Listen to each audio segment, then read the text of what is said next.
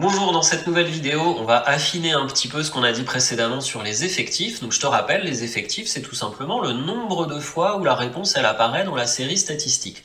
On avait dit par exemple que le rouge, il apparaissait 11 fois dans les réponses, donc on dit que l'effectif de la valeur rouge, c'est 11. Sauf que ce 11, c'est beaucoup ou c'est pas beaucoup? Nous ici, on a 11 réponses sur 40 qui sont égales à rouge, donc c'est pas mal. Imagine maintenant qu'on avait 11 réponses égales à rouge, mais sur une population par exemple de 100 élèves. Eh ben 11 sur 100, c'est pas beaucoup, alors que 11 sur 40, ça devient quand même pas mal. Donc tu vois que l'effectif, il manque quelque chose pour qu'on sache si c'est fréquent comme réponse ou si c'est pas fréquent. Donc voilà pourquoi on a besoin de cette nouvelle notion qu'on appelle la fréquence et dont voici la définition calculatoire. On appelle fréquence d'une valeur ce quotient, l'effectif de cette valeur divisé par l'effectif total. Ça a l'air peut-être compliqué comme ça, mais ça l'est pas du tout. Je répète, si tu prends par exemple pour rouge, quel était l'effectif de rouge? C'est 11. Et quel est l'effectif total? C'est 40. On dira tout simplement que la fréquence de la réponse rouge, c'est 11 sur 40. Et on voit que 11 sur 40, c'est un peu plus fréquent que si c'était 11 sur 100 ou 11 sur 10 000. On pourrait avoir un effectif total complètement différent. Et voyons ça maintenant dans le tableau des effectifs qu'on va compléter. J'ai donc ajouté à notre tableau des effectifs une ligne fréquence, et comme on vient de le dire, pour le rouge, ça fait donc 11 sur 40. C'est la calculatrice qui fait le travail, et 11 sur 40, ça nous donne 0,275. On peut faire pareil exactement pour toutes les autres valeurs. Par exemple, pour la réponse vert, il y en a 7 qui ont répondu vert, mais il y en a 7 sur 40 en fait. Donc si on calcule 7 sur 40 en faisant une division à la calculatrice, on trouve 0,175. Je fais exactement pareil pour toutes les autres colonnes. Et maintenant, je peux même faire le total. Donc, s'il y en a 11 sur 40 qui ont répondu rouge, 7 sur 40 qui ont répondu vert, etc., eh bien, au total, j'en ai bien 40 sur 40 qui ont répondu au sondage. Et évidemment, 40 sur 40, ça fait 1. Donc, ça nous donne un premier résultat, c'est que le total de toutes les fréquences, ça fait 1 au maximum. Mais d'abord, on va remarquer que à chaque fois, pour aller de la ligne des effectifs à la ligne des fréquences, on a fait toujours la même chose, on a divisé par 40. Donc tu dois sentir ici qu'il y a la notion de proportionnalité. Et aussi, peut-être que tu te rappelles qu'on avait parlé de proportion un petit peu plus tôt dans l'année. Proportion, fréquence, c'est pareil en fait, c'est quand on va diviser par le total. Mais quand on fait des statistiques, on préfère parler de fréquence.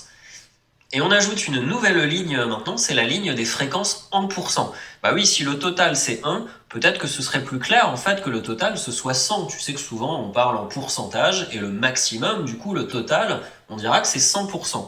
Comment je vais faire pour changer mon 1 en 100? Je vais de nouveau utiliser la proportionnalité. Tu sais que les pourcentages c'est un cas particulier de la proportionnalité. Et qu'est-ce que ça va donner? Par exemple, 0,275, celui-là, si je le multiplie par 100, tu sais qu'on décale la virgule de 2 rangées vers la droite, eh bien ça va me donner 27,5%. Je fais pareil avec toutes les autres colonnes. Fois 100 ici, ça me donne 17,5%, etc. Et bien entendu, on pourrait vérifier en additionnant tous ces pourcentages que ça redonne bien le total de 100%. Et après ce qu'on vient de voir, on peut donc noter une propriété, qu'une fréquence est toujours un nombre compris entre 0 et 1. Pour quelle raison?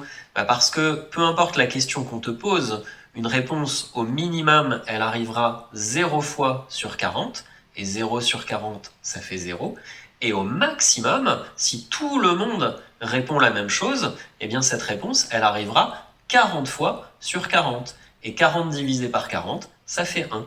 Donc minimum 0, en gros si ça n'arrive jamais, et maximum 1, si tout le monde répond la même chose. Deux petites remarques pour terminer. La première, c'est qu'on peut donc exprimer une fréquence sous forme de fraction, de nombre décimal, de pourcentage. On a vu par exemple que 11 sur 40, c'est en fait la même chose que 0,275 et que ceci peut également s'écrire 27,5%. Voilà, donc trois façons d'écrire exactement le même résultat.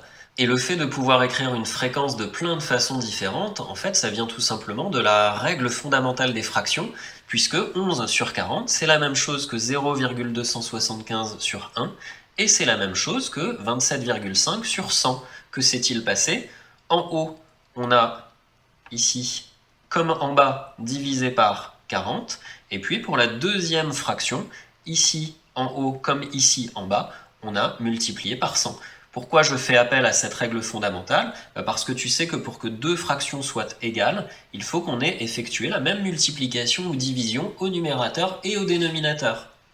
Et remarque numéro 2, maintenant, quel va être l'intérêt des fréquences? Eh bien surtout, ça va être pour comparer différentes populations. Donc ici, je t'ai mis la classe de 5e A, c'est la classe de 40 élèves qu'on a déjà vue, et puis la classe de 5e B, où au total, tu vois qu'ils ne sont que 28. Qu'est-ce qu'on remarque? Ici, il y a 8 réponses jaunes, alors que dans l'autre classe, il n'y a que 7 réponses jaunes. Donc si on va un peu vite, on va dire, ah ben en 5e A, ils aiment plus le jaune qu'en 5e B.